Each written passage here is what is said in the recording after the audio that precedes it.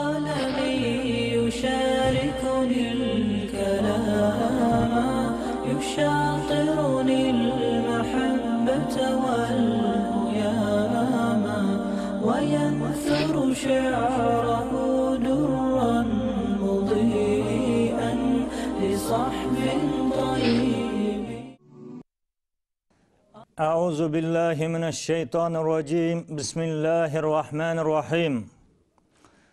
الحمد لله نحمده ونستعينه ونستغفره ونعوذ بالله من شرور أنفسنا ومن سيئات أعمالنا. من يهده الله فلا مضل له ومن يضلل فلا هادي له. أشهد أن لا إله إلا الله وأشهد أن محمدا عبده ورسوله. أما بعد. Barliq hamdu sanalar alemlerinin perverdigarı Allah Teala'ya xastur.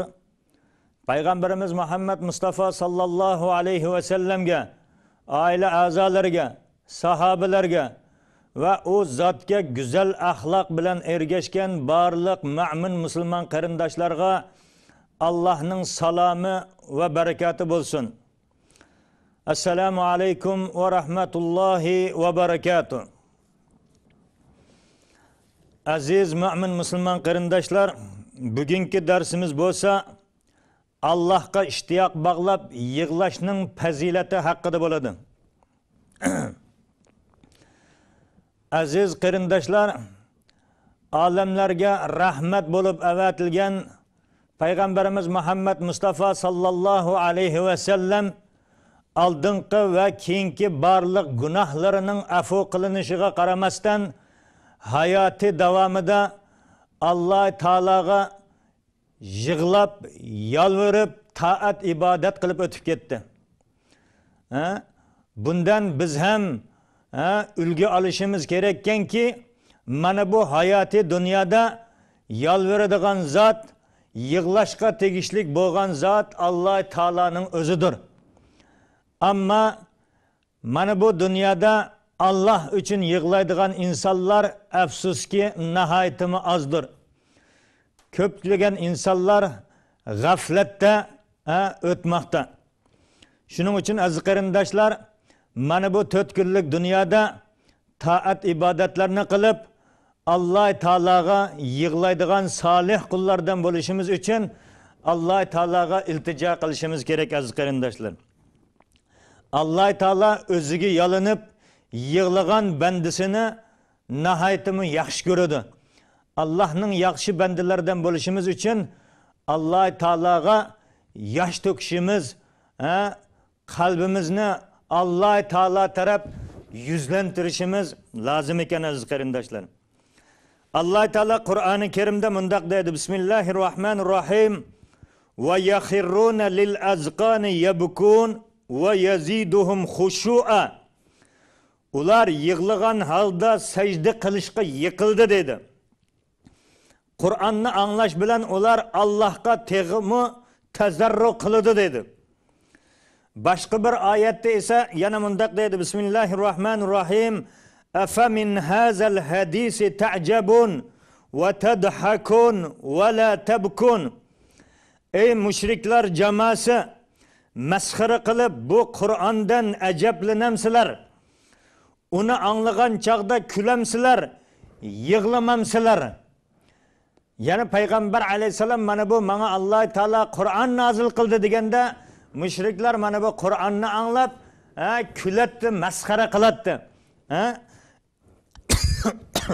Ularning mana bu işini ayıplab Allah Teala mana bundaq ayetini nazil kılgan eken.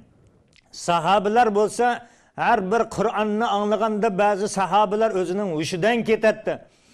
Kur'an'ın ağırlıkıdan, Kur'an'ın ki nihayetimi nimeligidan peygamberler, sahabeler özlerini yokatıp koyattı.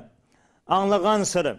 Şunun için aziz qarindoshlar, mana mushundaq muttaqi bandalardan bo'lishimiz uchun Kur'an'ı tefekkür bilen, tedebbür bilen, nihayetimi barliq vücudumuz bilen anlaydigan insanlardan bo'lishimiz özümüz için nihayetimi faydalıktır aziz qarindoshlar. Payg'ambar alayhissalom kunlarning birida Abdullah ibn Mas'udga aytdi ekanki, ey Abdullah, bana iqra alayyal Qur'an dedi. Bana Qur'anni anglatqin, bana Qur'an o'qib bergin dedi. Shunda Abdullah ibn Mas'ud radhiyallahu anhu aytdi ekanki, ya Rasulullah, aqra'u alayka va alayka unzila. Men sana Qur'an o'qib beraman. Vaholanki Qur'oni Karim sana nazil qilingan tursa ya Rasulullah. Deganda payg'ambar alayhissalom aytdi ekanki, inni uhibbu an asma'ahu min g'ayri dedi. Men Qur'onni boshqalardan anglashni yaxshi ko'raman dedi. Shunda Abdullah ibn Mas'ud radhiyallohu anhu aytdi ekanki, faqara'tu alayhi suratan nisa. Men payg'ambar alayhissalomga Nisa surasini o'qishga boshladim dedi. Hatta ji'tu ila hadihil aya. Taki men mana bu oyatga yetib kelganimda dedi. U oyat qaysi? Bismillahirrohmanirrohim. Fa kayfa iza ji'na min kulli ummatin bi shahidin va ji'na bika ala haula'i shahida.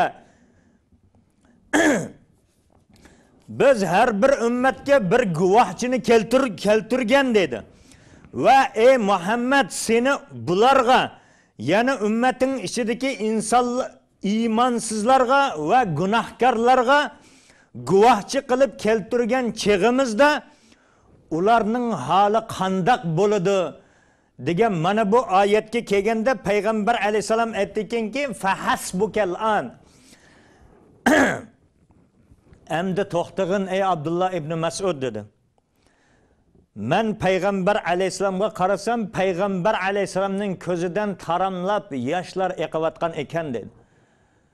Yani payg'ambar alayhisalom mana bu Qur'onni anglaganda ko'zlaridan taramlab yosh eqib ketadi. Kunlarning birida aytdi ekanki, payg'ambar alayhisalomning chechig'i oq kirib ketdi. Shunda sahobalardan Abu Bakr radhiyallohu anhu, ya Rasulullah, chechingizga oq kirib ketibdi deganda, menga Hud surasi chechimni oqartib etdi dedim. Yani şu kuni Hud surasi nazil qilingan ekan.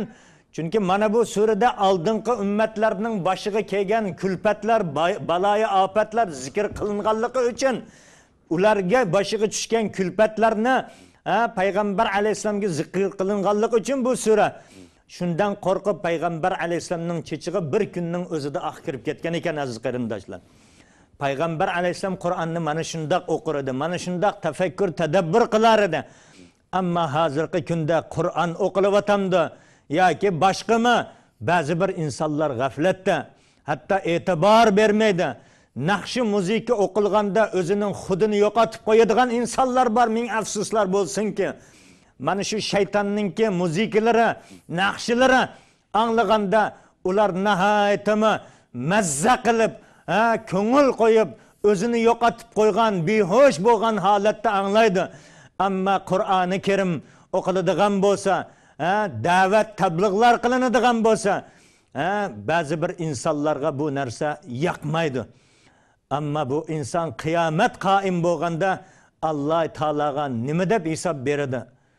Allah ana shundoq insonlarni ham hidoyatga boshlasın aziz qarindoshlar.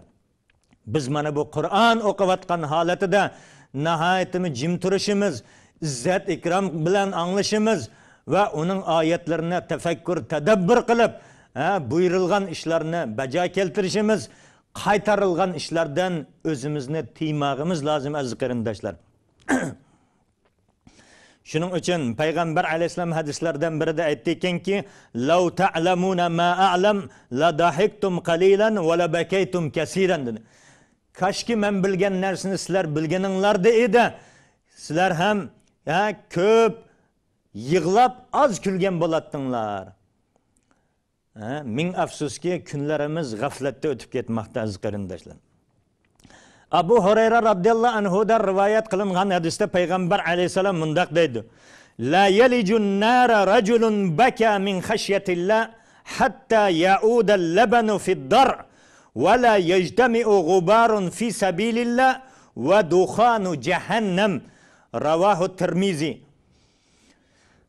Abu Hurayra radhiyallohu anhudan rivoyat qilingan hadisda payg'ambar alayhisalom mundoq deydi.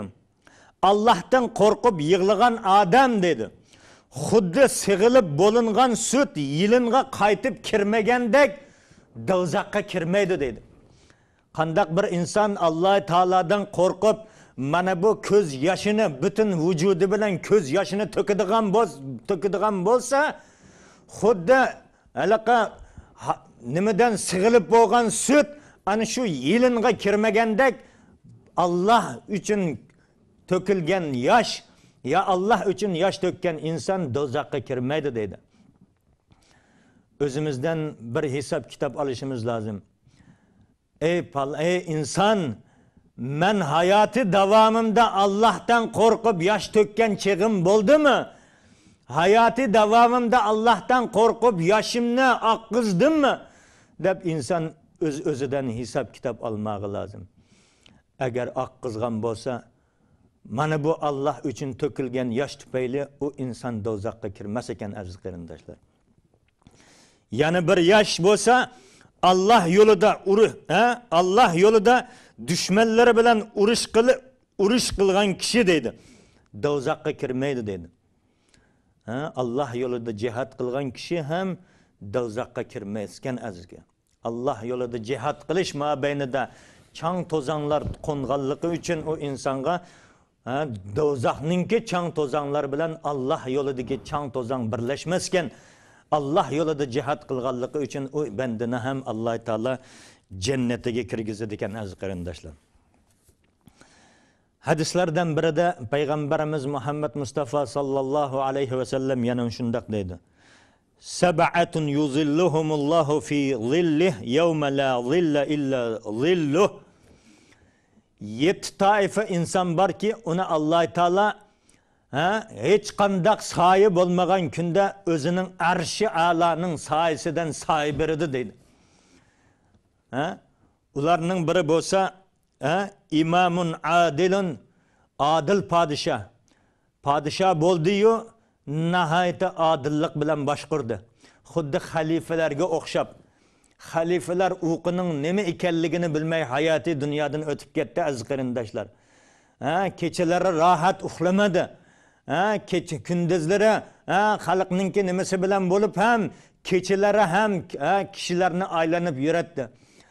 Mana bu mening qo'l ostimda yashayotgan mamlakatda, vatanda qaysi bir inson och yalang'och qoldi ekan, qaysi bir inson zulm chekib o'tadi ekan, men shuning yordamiga yetib boray deb kechasi uyquning nima ekanligini bilmasdan o'tib ketdi.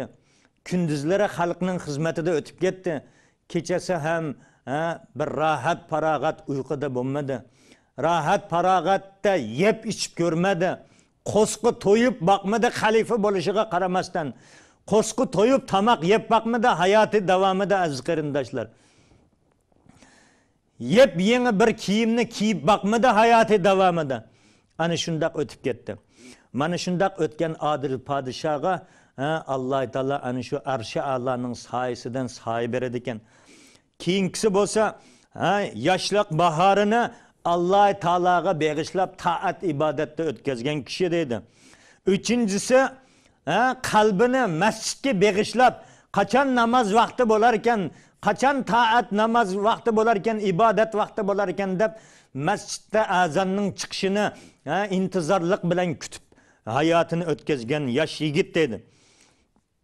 To'rtinchisi bo'lsa, Allah uchun bir-birini yaxshi ko'rgan ikkita kishi deydi. Allah uchun jam bo'ldi va Allah uchun ayrildi.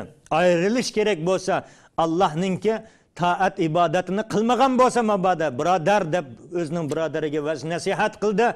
Mabodo oldin Allah uchun birlashgan do'st bo'lgan edi. Kunlarning birida shayton ozdirdimi va yoki boshqami Allohning taat ibodatidan uzoqlashgan bo'lsa, ey birodar, men seni Allah uchun yaxshi ko'rgan edim. Endilikda sana ancha vaz nasihatlarni qilsam olmading. Endi sening yo'ling boshqa ekan, mening yo'lim boshqa ekan. Sen bilan biz do'stlikni oxiratgacha ilib bora olmaydi ekanmiz. Allohga omonat. Sen o'z yo'lingga, men o'z yo'limga deb ayrilish kerak bo'lsa, Allah uchun ayrilgan. do'stlash kerak bo'lsa Allah uchun do'st bo'lgan iki kishi dedi. Beshinchisi bo'lsa nahayatimi mansabli, go'zal, nahayat bir chiroyli ayol, bir kishini uning bilan bir yomon ishlarni qilishga, zina qilishga chaqirganda men Allohdan qo'rqaman deb ana shu ishdan voz kechgan insonga ham Alloh taolo arshi a'loning soyasidan soy beradi ekan. Oltinchisi bo'lsa sadaqa ehson qilgan, hattoki o'ng qo'li bergan sadaqani chap qo'li tuymog'idek holatda, ya'ni sadaqani nihoyatimi maxfiy holatda qilgan kishiga